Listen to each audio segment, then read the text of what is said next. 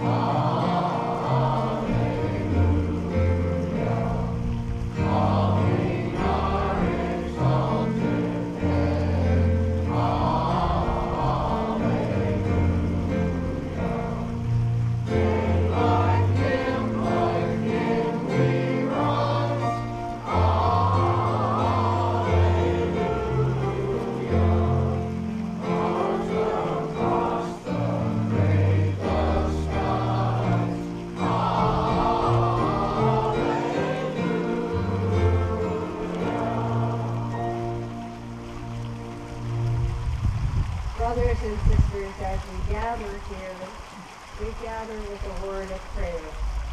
Let us pray. O loving God, this indeed is the day you have made, a day of gladness and rejoicing. The stone has been rolled away, the tomb is empty.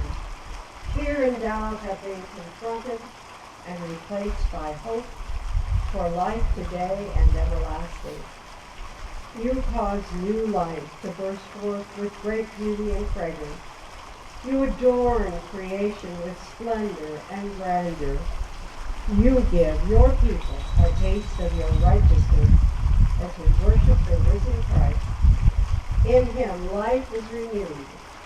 Be with us now as we enter the gates of your temple, and hear us as we gather to offer words of thanksgiving and praise in his name.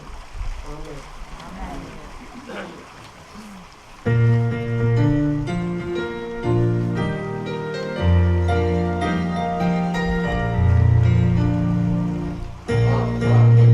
He arose.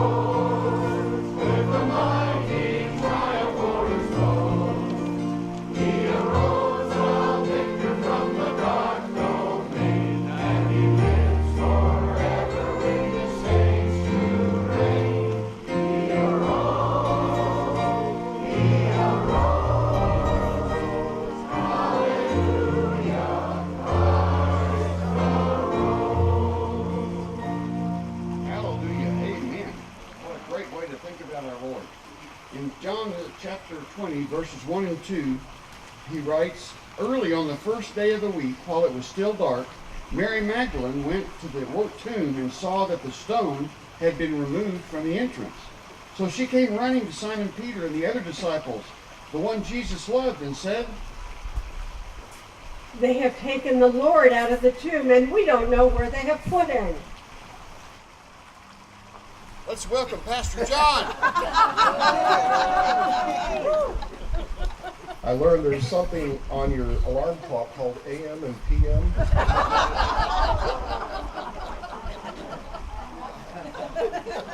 He arose. He is risen. Amen to that. Amen. This is such a common scripture, but yet, when you stop and think about it, imagine Mary and the other women when they arrived at the tomb. What was going through their minds? What was happening to them at that moment? Just 2 days prior, they had seen Jesus' body taken down from the cross. All their hopes, all their dreams dashed and gone. Was something changing now? What was this all about? What was happening? What was happening? The fear, the apprehension, as the sun rose on a new day. What was yet to come? They didn't know. They had no clue. We have this wonderful opportunity. We look back. We know what happened. We know. And yet, in our own lives, do we realize, do we really see what Christ has done for us? How often do we hold back out of our fear, out of our apprehension in life? Christ is risen. Shout Hosanna. It will be a while before they can sing that, but we don't have to wait. We can do it now.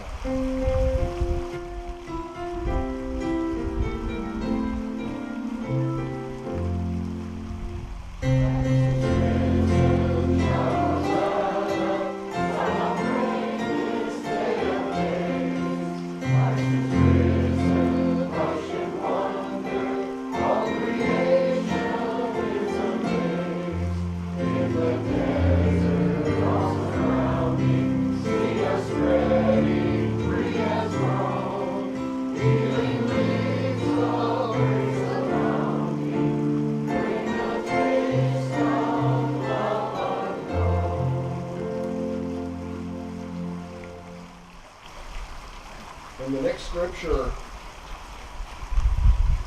the light begins to dawn on the disciples. So Peter and the other disciples started for the tomb. Both were running, but the other disciple outran Peter and reached the tomb first. He bent over and looked in at the strips of linen lying there, but did not go in. Simon Peter came along behind him and went straight into the tomb. He saw the strips of linen lying there, as well as the cloth that had been wrapped around Jesus' head. The cloth was still lying in its place, separate from the linen. Finally, the other disciple who had reached the tomb first also went inside. He saw and believed. They still did not understand from Scripture that Jesus had to rise from the dead. And then the disciples went back to where they were staying. You know, we focus an awful lot often on the story of the Emmaus journey back to Jerusalem, or back to this town of Emmaus, and how those disciples didn't get it, didn't understand.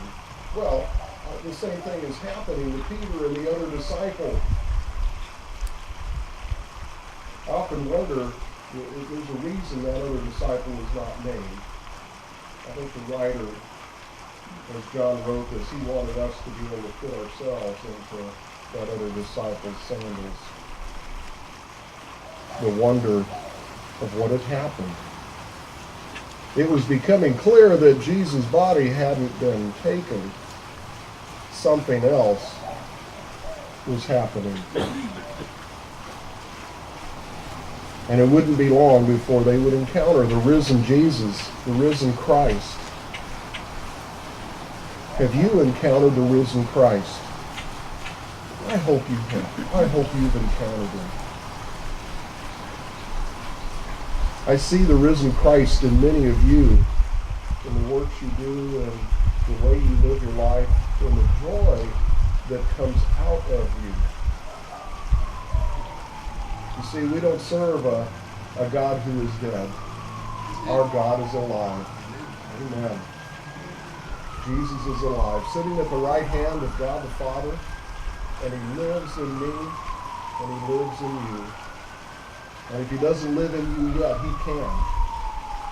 All he needs is an invitation, an open door to let him come into you. I want to do something a little bit different today as we celebrated Easter. So I brought a tradition that has been used in a couple of other churches so that you can share in this. And I hope you enjoy this. Does everyone here flower cross before? You love you. Good. And that's what we're going to do. We're going to take some time. The flowers have been prepared and ready. And you can see the cross. I love that centerpiece in it. Thank you, Karen. And what we're going to do is take some time and sing some songs, and then you're going to be invited to come and place flowers into the cross, into the wire mesh. And by the time we finish, that cross is going to be covered in flowers. This cross, a symbol of one of the worst deaths imaginable. A symbol of torture, of oppressive power, turned into a symbol of life, of beauty. And that's what Christ has done for us, taken us, broken, torn apart in our hearts, and turned us into something wonderful and beautiful because of his great love for us. So how this will work, I'm going to invite, Fred is going to help a little bit, but I'm going to invite, we're going to do this a little different. The last shall be first. So those of you in the back rows will get to go first. And so I'm going to invite you to come by rows and to place, pardon? I think they can come down the center and across to get flowers. There's flowers here. I want you just to be relaxed. This isn't a formal process. So I want to invite you to place 2 or 3 flowers at a time, because there are a lot of flowers. And then after everyone has had an opportunity, you're invited to come back until the cross is covered and there are no more flowers remaining. So Fred, come on up, and we're going to sing as we do this. If we finish the hymns before the cross is completely covered, we'll just start over and sing them again. So I'm going to invite, let's start with the whole back row. I think all of you can come. So just come as a row and enjoy this time of decorating the cross and covering it with flowers. Place 2 or 3.